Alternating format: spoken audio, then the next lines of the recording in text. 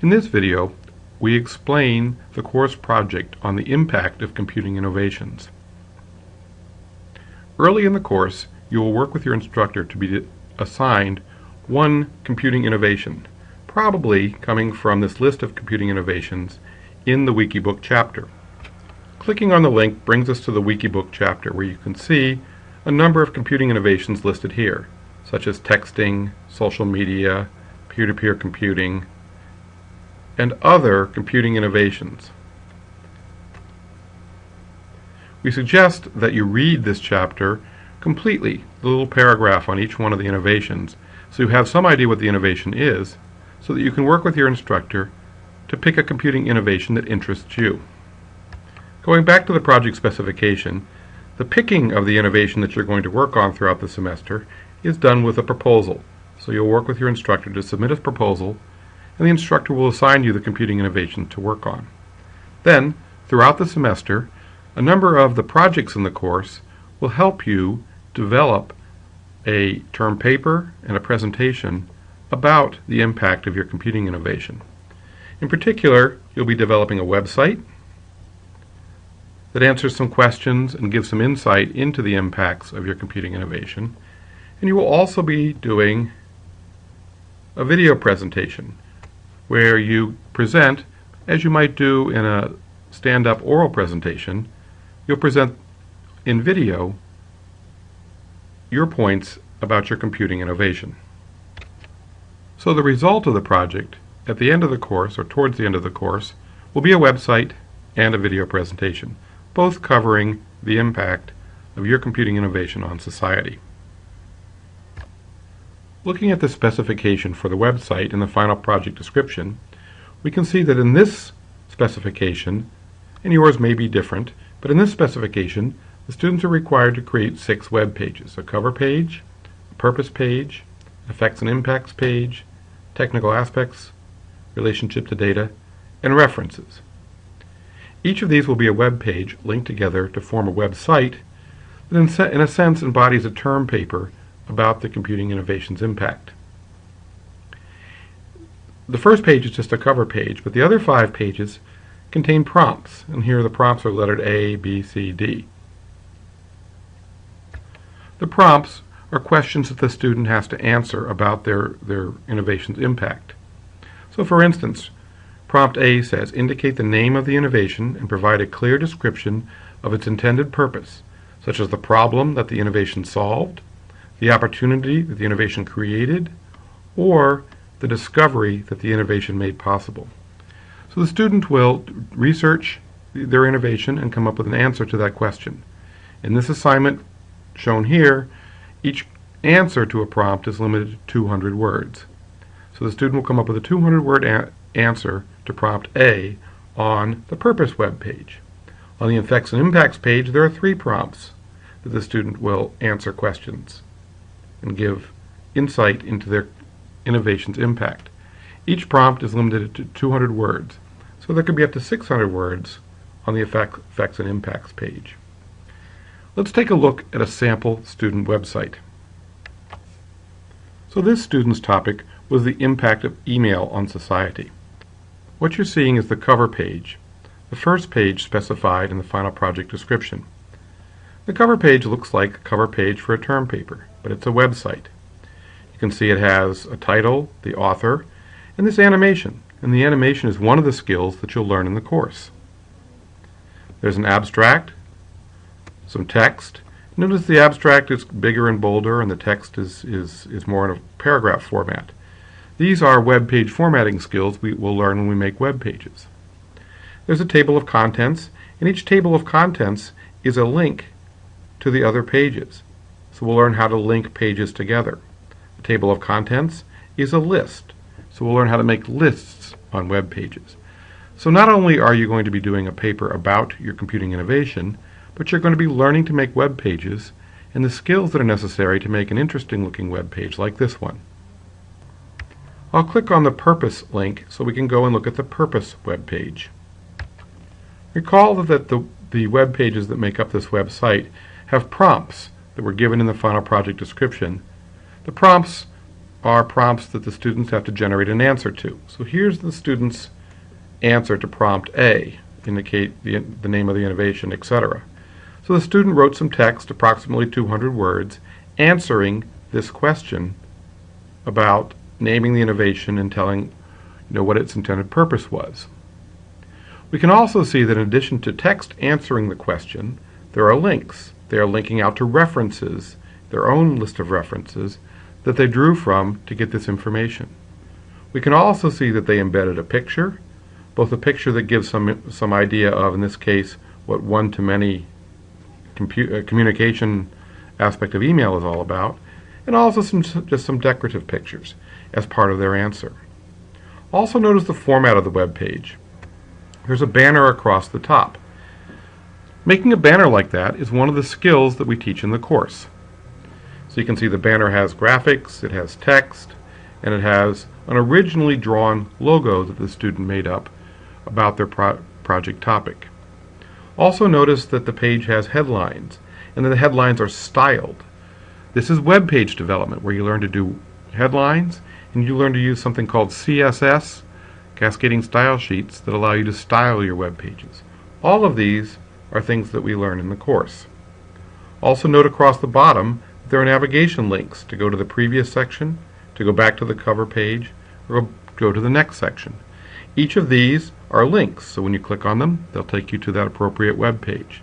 Also notice the rollover effect, how when I go over it, it changes color and emphasizes it. Again, these are skills that we'll teach you in the course. So you'll be able to make an attractive looking web page like this one, where its content is talking about a research paper you've done on computing innovations. We'll click now on the next section so we can look at the next web page. The next web page is the Effects and Impacts web page. First note that it has the same banner. So all of the web pages that make up this website will have the same banner for consistency. Note that the page is also styled similarly, with a white background behind the text, a gray background here, and the headlines all having the same color and effect. So consistency in the styling of the web page is shown on each of the web pages that make up the website. Again, we have the prompts. In this case, this page has 3 prompts. Explain the benefit, explain the impact, and indicate a field other than computer science that has been impacted. So we have 3 prompts, each with approximately 200-word answers. Again, the answers are augmented with pictures, and in this case, a graph. So when there's numeric data or trending data, it's good to put a graph in. So the student put a graph in this case showing the increase of spam at a business. We also see an original graph. This is a graph that the student generated by creating a Google form and asking people that the student knew a question or questionnaire and getting their responses. Again, a skill that you'll learn in this class. We also can see that the answers can embed video. In this Explain the Innovation Impact on Society, the student interviewed someone and made a 1 to 2 minute video on YouTube, and where the person they were interviewing talked about the impact of email on his life. And the student put that video right in as part of their answer. So you can and will in the project be required to put videos in as part of your answer. Scrolling down, we see more answers, and this is just a decorative picture so that it isn't just like a wall of text as part of the answer, that there's some pictures in. And again at the bottom we see the navigation to go to the previous section, back to the cover page, or to the next section. Let's click on the next section and see what the next page looks like. The next web page is the Technical Aspects web page, and it has 2 prompts. Prompt E, discuss how users interact with the innovation, and Prompt F, describe in detail how the innovation incorporates one of the 7 big ideas in computing that were covered earlier in the course. You can see that the answer is, again, approximately 200 words. Again, it has links to the sources that the student used. Again, it has a picture. In this case, it's an important picture because it shows the interaction of users with email, how email is sent, transferred on the internet, and received. So this picture lends a lot to the answer how a user interacts with the innovation. We can see that the student also put in another video. Unlike the first video where the student made it originally, this video is a video put out by Google explaining how people use or interact with Gmail. So they used someone else's video to help answer their question about how users interact with email. This answer is again about 200 words. Notice again some decorative pictures just to break up the wall of text, and again the navigation across the bottom. Let's click on the next section and go look at the next page. The next page describes the relationship with data, and again answers a prompt with 200 words, pictures to illustrate, links to sources, and another prompt.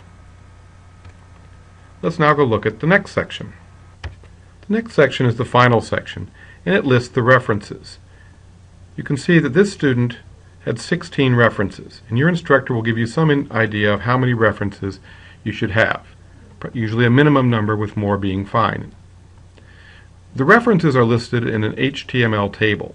So tables are one of the fundamental ways to lay out web pages.